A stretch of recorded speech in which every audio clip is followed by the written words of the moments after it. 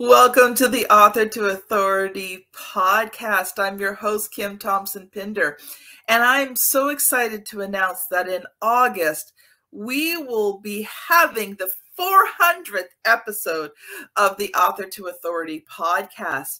And in celebration of that, I have decided to do the top 25 episodes of the Author to Authority podcast for the whole summer.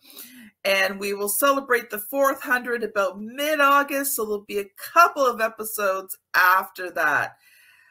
And I chose these episodes because they were the ones that I just personally felt were the ones that gave tremendous amount of value, that were going to help you as an entrepreneur, professional, a speaker, a coach, to move your business forward.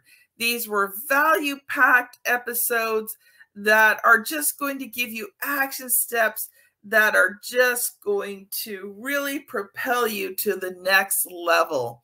So I'd love for you to sit back, relax, and enjoy this top 25 episode. Welcome to the Author to Authority podcast. I love it when I meet someone for the first time, and within 3 minutes, there's already this synergy, this energy. I already know that I am going to absolutely love today's conversation with Marisa Shadrick, and hopefully I said that correctly. And originally, we were going to talk about how to transform ordinary writing into magnetic writing, but her and I got talking beforehand, so we're going to switch it up. So I'm not going to tell you what today's episode is going to be about. It'll be a surprise. Anyway, when Marisa started writing, the process felt really unnatural, and I think a lot of us have that. She never made it past remedial English throughout her early academic years. And she was afraid people would see her as a fraud. Her first step was enrolling in a local community college. She took every English class offered, including Shakespeare and creative writing. She later attended writers' conferences and continued to tap on her keyboard. Her articles appeared in Charles Stanley in Touch Magazine, Chicken Soup for the Soul, Gospel Publishing House, Faith and Fitness Magazine, newspapers, and various offline and online publications. But that's not all. In 2015, she was among 30,000 contestants from 126 countries. I actually might have been competing in that year. I might have actually competed that year. Countries competing in the most prestigious international speech competition. She was scared to death, and she had to overcome her fear of public speaking. But as a result, she became first place champion in Toastmasters District 33, and that's a huge area, which positioned her as one of the world's top 100 speakers. So welcome to the show, Marisa. I'm so excited for today's conversation. Oh, thank you so much, Kim. I am thrilled to be here. I think we have a kindred spirit because we immediately connected, and it just is wonderful. Thank you so much for having me here. I'm so excited to speak to all the authors. I think what you're doing is fabulous. So we'll need to talk later too, because I need to get my book done. I've written articles, but not a book yet. But in any event, thank you so much for having me. Oh, we'll definitely have that conversation. But what I want to do first is I want you to introduce yourself to our audience. This is your first time on the show. So why don't you take a few minutes and share a little bit more about your story? And I always love to hear maybe some of the struggles, because, you know, people will look at someone like you and say, wow, look at all that stuff she's done. But most people don't realize the years of struggle behind getting to that point. Yeah. So I would love to just have you share for a few minutes. Absolutely. My background, once I got married, I had kids, I was so content, and I really didn't need to start a business, nor did I even think of starting a business. But I loved communication, but I was afraid of public speaking. I was in ministry for over 30 years. And one of the things I loved is seeing transformation in people's lives. I went on missions trips. And so when I would come back, I would write about all the things that transpired when we go on mission trips. And so writing was something that was kind of weaved into the things that I did in ministry, but I never really considered it as writing. And then I started thinking about it, wondering, I want to expand on this. I want to be able to write articles that inspire people. And so that was an extension of my ministry, right? And so I actually started doing that, but I didn't want anybody to read my writing. And my husband would laugh at me and say, Marisa, you want to be a writer, you don't want anyone to read your writing. I said, because some of it, I'm really writing from my heart. And what if they don't like it? And I'm going to end up going home and I'm going to start crying. And he says, and I realized I was looking internally so much. It really was a pride issue. I was so focused on me. And when I realized that, I thought, oh, yuck, this is horrible, right? And so I started thinking, I need to do the things that I feel compelled, called, whatever way you want to look at it. I need to move forward and just do it. And so I said, if I'm going to do it, I better do it right. And so that's why I went to a local college to take all these classes and realized from the instructor, she said, you could be published. And I went, what? And she goes, seriously, you have humor and everything. You could be published. You could be published in a local paper. You could be published articles. You could even write a book. And that sort of started the journey for me. And my family was so supportive. They got me a journal. They got me a pen. They got me chicken soup for the writer's soul, which kind of prompted me to write something for Chicken Soup. And so they were all cheering me on. And my kids were in high school at the time. And so I took on this journey. I thought, I want to see what happens. And I was still in ministry. And I ended up writing articles that got published. And then I thought, the other form of communication beyond writing is speaking. But I was deathly afraid of public speaking. So I thought, okay, I've gone through this road. I've done the writing part. I started publishing. And the interesting thing is one of the articles that I had published in Charles Stanley's magazine, that was really hard to get into. In fact, at a certain point, they stopped taking freelance writers and only used internal writers. And I had that connection through a writers conference. But they contacted me after the article was done and they paid me and everything. And they said, the readers want to connect with you. That article resonated with them so much. They want to just reach out to you and email you. Can we give them your email? And I said, of course. And I had people emailing me. And again, I realized the impact that you can have. And so with public speaking, I said, I got to figure this out. I said, come on, Marisa, put your big girl pants on and start figuring it out. And so Toastmasters, of course, was something that I had not joined. And I heard it was about public speaking. So I joined that. And you're not going to believe it, Kim. The first thing that you need to talk about in Toastmasters is just your story. I forget what they call it. Icebreaker. Yeah, who you are. Icebreaker. That's it. The icebreaker story. And I 6 months, I had not done it yet. And they said, you need to start and do it. Just talk about yourself. And I got up there and I started talking. And the evaluator, you know what that is. Somebody is taking notes to help you improve on your talks. She's sitting there and I could see her taking notes. And I stopped. I said, you're making me so nervous. You're right there, right under my nose. And I can see you taking notes and it's making me uncomfortable. And I went and sat down. I said, no, I'm not ready for this. And that's how bad it was.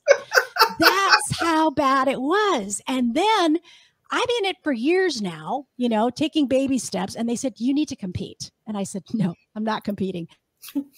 So you need to compete. So I competed in a humorous speech. And I don't know, I came out like second or third or something like that. And they give you little trophies and stuff. And I go, well, that was nice. And I said, you need to compete in the international.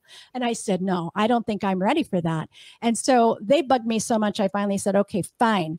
I will compete. And as soon as I lose, then you guys will leave me alone and I won't have to do it anymore. Well, I started winning. And then you have to really polish your talk for the next level. And so I literally, I had to then realize there needs to be a lot of the renewing of the mind. There needed to be a lot of things that I had to just take captive that I was thinking because my emotions were trying to get crazy. And it was the journey of really breaking free and finding freedom. And that, I think, has served me now in business. So, as we talk about marketing, I just want to encourage your listeners to really protect the confidence. And can talk a little bit more about that toward the end. But it's really important because at the heart, your work is an extension of who you are. It's an expression of who you are. And so you have to get you right first. And people are going to buy into you before they buy into all the information, all the stuff that you have to offer, especially today. I think with COVID and all the things that have happened and all the automation that we've had, I think people are longing and yearning for connection and that person-to-person interaction, relationships. And I've been focused more as we talk about marketing, just the relationship part, and it makes a difference because people are tired of just, we got information like crazy on the internet.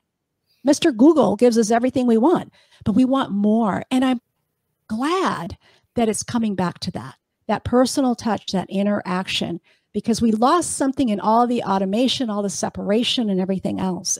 And it's coming back to that. So as you write your books and you begin to, communicate a message and create transformation, it gives you an opportunity to connect, to have that relationship building. You just have to exercise that muscle. And then not only with the consumers, but also with peers and with other businesses. And so that is really helpful as well. Because I'll tell you one thing. Marisa, I'm going to stop you there for a sec. Yeah. I'm going to stop you there for a sec because you know what, you just unpacked so much, just even within your story. And I just want to encourage the listeners.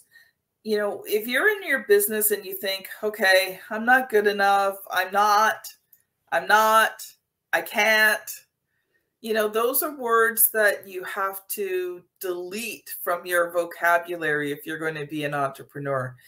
Now, does that mean that you know everything? Nope. None of us did. We learned as we went along. And I think that that's the crucial thing. And what I loved about what you talked about, Marisa, was the fact that you didn't stop your lack of education from letting you move forward. And as you moved forward, all of a sudden, these latent talent, skills, and abilities that had just been lying there dormant, all of a sudden came to life. So don't be afraid to try. Don't be afraid to learn. Don't be afraid to take a course. Don't be afraid to go to Toastmasters if you want to learn how to public speak. I joined Toastmasters not because I was afraid of public speaking, but I knew in my business that speaking was going to be a key part of me being able to build my business. So when my best friend, who also worked with me in my business, said, "Hey, can you come to Toastmasters? I need to bring a guest tonight."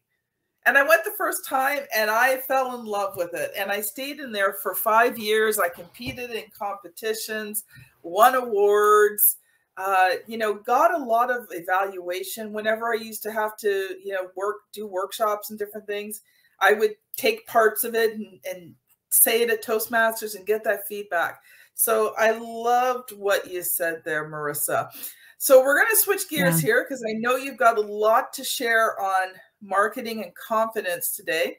So I'm going to let you loose and then I'll probably ask you a few questions at the end. Absolutely. That sounds great. And I just want you to know, as we talk about marketing, you're going to hear a lot of things from a lot of different experts.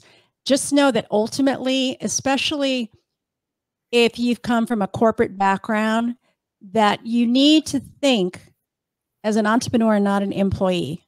You need to think for yourself what's going to work best and resonate for your business. So I'm going to give you some suggestions. As a copywriter, these are some of the things that are important for direct response copy, but it also helps. It's basic things that you need to not forget and implement. So people are often wondering, well, what's happening with the market today? They hear about recession and they hear about all these things that are going on. And is the market changing? And I'll just say, yes, it is. The market is changing. That's why real estate agents will say, it's a buyer's market or it's a seller's market, because the market changes. And so our responsibility is to have our finger on the pulse of our market and figure out where are they, what's happening, because the way we market today may not be the same way we marketed 2 years ago or a year ago or even 6 months ago. And so it's really important. There's something that you can Google very easily, and it's Maslow's hierarchy model. And that is just the growth needs. There's 5 levels of growth, and it starts very basic with the basic needs like food and shelter and water and sleep. And then it progresses. It progresses to security, where someone would need employment or maybe health insurance. And then it progresses on to love and relationships, right? Those are all important.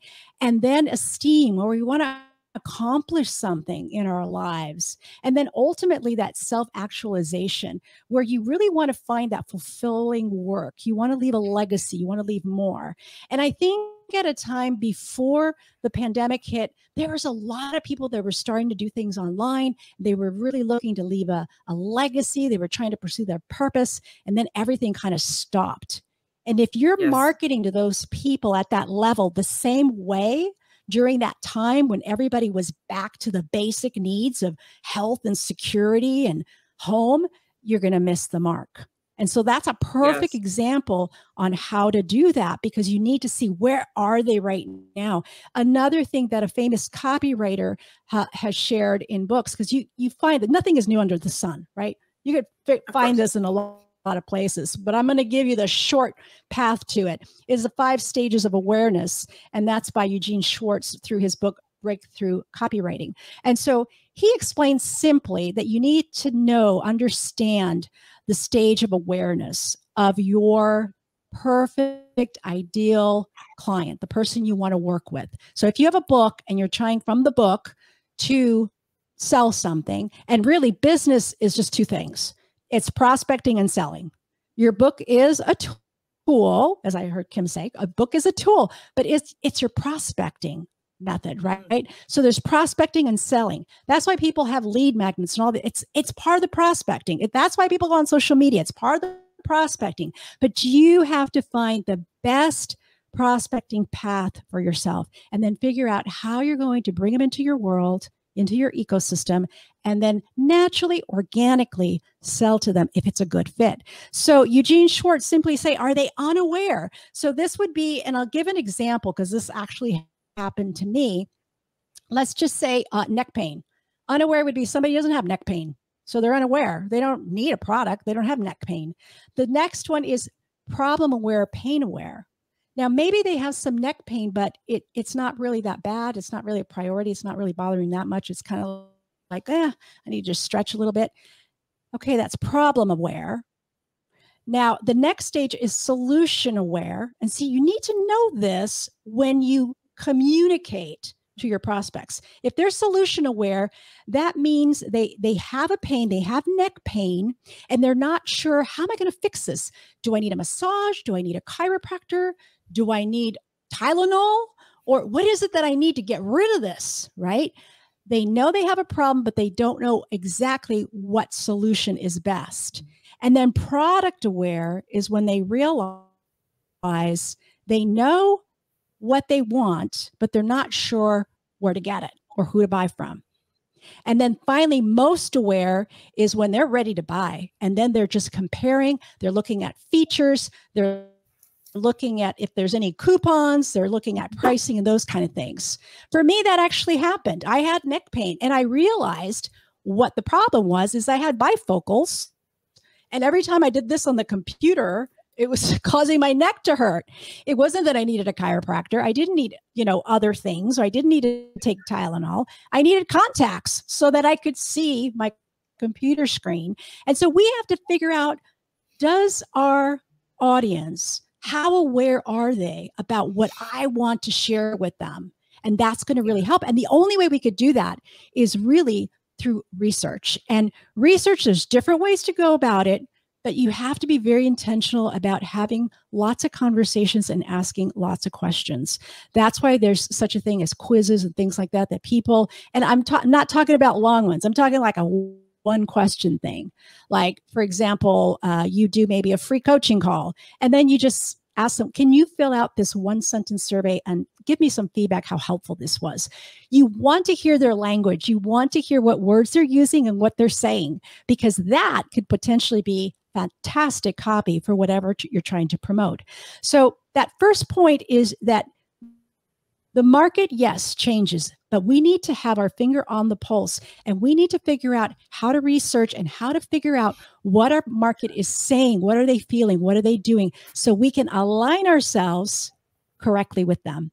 And it doesn't sound disjointed or spammy or salesy or anything else. We want to be able to show them that we see them, we hear them, we know exactly what it is that they're looking for. Does that make sense, Kim? Yeah, and I'm going to stop you there because you probably realize the goal that you just gave the audience, but they may not realize it. So I want to stop there and let's focus on this for a second. When you can speak the language of your potential clients, when you can tell them their problem better than they can describe it. See, I think as entrepreneurs, we're thinking, okay, we've got to be solution-based. We've got to be solution-based. And yes, obviously you have to have a solution to their problem. But many times people want to be made to feel like they're understood. So for me, the first stage is telling them their problem in such a way that they go, she understands me, or he understands me, depending on who's listening. And then when you can show that you can solve it, that's like a complete compelling package that makes people stand up and go, you're the one. And I'd love to hear your thoughts on that. No, I think you're spot on. I think that's exactly what we're trying to do.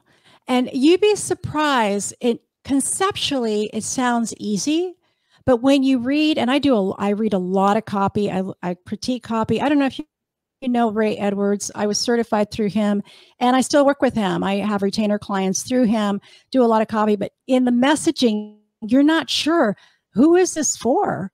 What is exactly the transformation? It's just not clear. And I think that's not because they don't know how to, it's just we're too close to our own stuff, and it's so hard to see it for ourselves.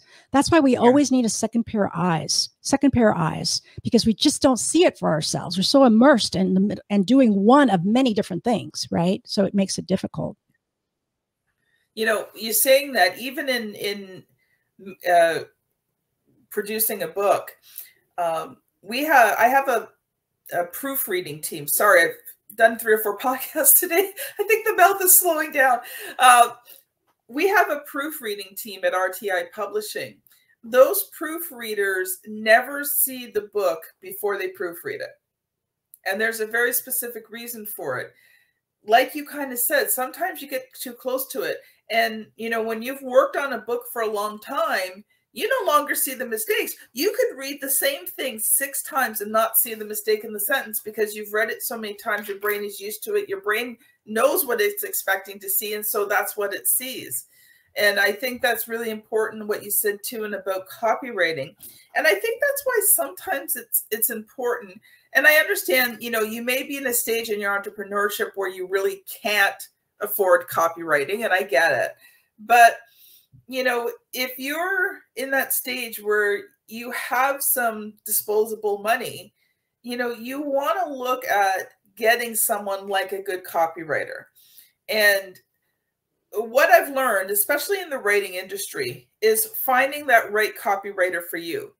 Because not everyone's going to get who you are and what you do. So you want to make sure that you don't just go with anybody, that you find that right person that really gets who you are and the problems that you solve so that they can write effectively about it. I don't know. What are your thoughts on that, Marisa? No, that's absolutely true. And some copywriters specialize in certain niches or certain industries for that very reason, because then they understand it. I'll tell you a little secret. The biggest part of doing done for you copy when I have copy clients is the research. is doing the research and really asking a lot of questions of the client, of the product, and if there are bonuses and what does this do for them. But there's a lot of research. Once you do all the research, then the writing gets easier. But really, it is research. That's why that first point is so important, to have your finger on the pulse of the market. For sure. All right. I know you have some more to share, and I know you have I do. You want to talk a bit about confidence. So I'm going to let you go, but I just wanted to stop you there because I thought, you know, what you had said was just so impactful. And sometimes when you're listening to a podcast, you can miss it. It's kind of like the forest for the trees you're listening through. So yeah, I think that was important to point out. Yeah, for sure. And it's just because I see it a lot that I want to point it out, because again, conceptually it sounds simple, but actually doing it is another thing. The other thing I want to share when we're talking about marketing, or we're talking about people that are trying to grow their business, there's a common mistake, and I've seen it more now than ever before. I think with all of the reels and all the things that have come on, and videos, and it's just, there's such a demand. Look at podcasts now. They're not just audio, they're audio and video, right? It's just been expansion of stuff that a lot of people begin to focus on the wrong things. And I simply put it like in 3 categories. You got your list building activity. You want to grow your network. You want to grow your database, because there's something called the law of recency. Those people that sign up with you are more responsive, more receptive to the emails that you send out to them. So you always want to be growing your email list, right? But a lot of times you have the list building, you have the income producing, and then you have what I call admin, that everything else goes in there, including your education, right? But they focus on the wrong things, and they work hard and they work hard and they work hard. And there's almost like a false security that working hard will inevitably lead them to success. It's part of the work ethic. And the reason I bring it up is because that happened to me. I thought that unless I sweat blood, I didn't deserve the revenue. And I felt like I had to just work hard at everything. There was a little bit of perfectionism going in there, but I was working on the wrong things. And it creates this false security. If I just work hard, it will happen, and success is inevitable. And that's not necessarily true. And one of the things I realized for myself, I journal a lot, but when I was journaling one day, I realized working hard doesn't necessarily guarantee debt-free living. Working hard doesn't necessarily send your kids to college. Working hard doesn't mean that you can retire early and have a wonderful financial security as you age. Working hard does not mean that you're going to have healthy relationships. I mean, working hard does not mean those outcomes that sometimes we connect with working hard. And so I started realizing that I need to be very strategic in how I grow my business. And I know there's a lot of pressure to do a lot of everything. Like social media, I'm everywhere, right? That's what people say. And I have heard people say to me, Marisa, I don't understand why I couldn't even sell one unit of my product when I was everywhere on social media. And social media has gotten more expensive for ads. I'm not saying don't do it.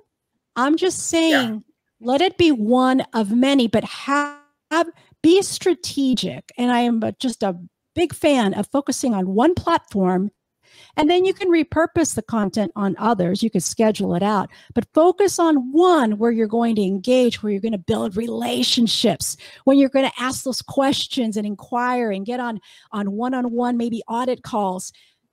Find one to do it, and don't feel like you have to be everywhere. Because I think I'm finding more and more people that are exhausted, and the very thing they want, that work-life balance, they're not getting that. And so that is kind of a slippery slope. So we don't want to, be victim of that false security, believing that success is inevitable. We have to be very, very strategic. And business, like I said, it's really 2 things. It's prospecting and selling. What's the best way that we can prospect? So there's 3 things I want you to keep in mind. There's the power of 1. So focus on your value proposition, your one audience, your one transformation, your one product, your one strategy, your one way of prospecting, the primary media channel that you want to be on. get that dialed in to where it's actually showing an ROI of some sort. Either you're getting people to join your email list, or you're getting those calls scheduled, or you're selling things. Just work on the power of one and really simplify. That's actually the third one, simplify. But power of one is important to focus, and it helps you say no to the other things. And do that for at least 3 months. Give it a chance to work, right?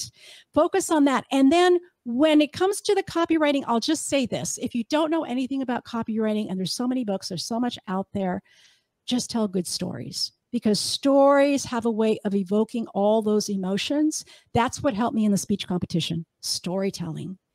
Yes. And so if you can just tell a good story, you've probably got most of the copywriting skills you're going to need right there, because you're going to connect emotionally with your audience. I mean, there's a lot of things out there right now, AI tools and stuff, but they can't tell stories. They can't be personal. They can't show your personality, you know, and with all your quirks and everything that people love, right? It can't do that. So focus the power of one, focus on the power of storytelling. And the last one is the power of simplicity. Don't let all of the internal systems and the funnels and the ads and all this stuff just consume your day, because there's something that I call the reality of execution. What happens is once you start on those projects, it expands, and the reality of executing it becomes so overwhelming. You get discouraged, you get tired, you neglect your health, you neglect your family. There's a lot of things that happen with that. And then you feel like a big fat failure, right? When you're not. We're just pressured to do more, show up, do more, you know, do all these things. And you hear that, show up more, post more, do more.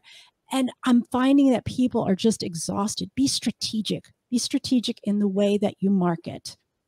So do I have time to do the last one? You got 2 minutes. Yeah. Okay. The last thing is confidence. I want you to protect your confidence. It's really, really important. And alongside with simplicity, people feel that it's all about building. I'm going to tell you to consider tearing down the things that will not serve you well, like self-reliance, pride, entitlement, frustration, anger, insecurities. Tear down and leave space for the things that matter the most. Wow. Oh, there's so much we can unpack in what you've just said, but we are pretty well out of time. So listeners, you're going to have to chew on that piece of meat that she just gave you there, and how that you're going to apply it to your own business. Marisa, if people have been listening here and they're like, I need to connect with Marisa, how can they connect with you? I have a free resource that touches on a lot of the things I just talked about. So if they're interested in it, I can give you a link, Kim, and they can download it. It's a wonderful resource that has companion video trainings to it, and it's completely free. It's how to secure more clients and turn your knowledge into online revenue, and you can have that totally for free. So that would be at marisashadrick.com/workbook, and I can send you a link to that, Kim. Okay. Actually, I just wrote that down. I've been taking notes as we've been going along. So you talk about simplifying things. Here's how I've simplified part of my podcasting process is I take notes now while we do the show, so that later on when I go to the show notes, I'm not having to listen to the whole episode again. So if you notice me looking down every once in a while, it's because I'm writing. Yeah. And I got about 3 pages of notes with just what you said. Good. Well, that's great. That'll save you time. Absolutely. That's awesome. Yeah. So yes, thank you so much. I hope this resonated. Most definitely. Most definitely.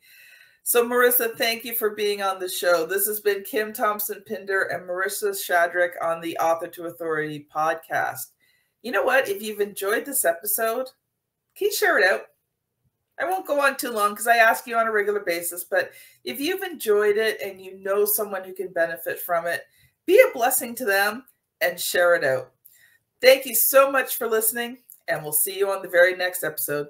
Bye now.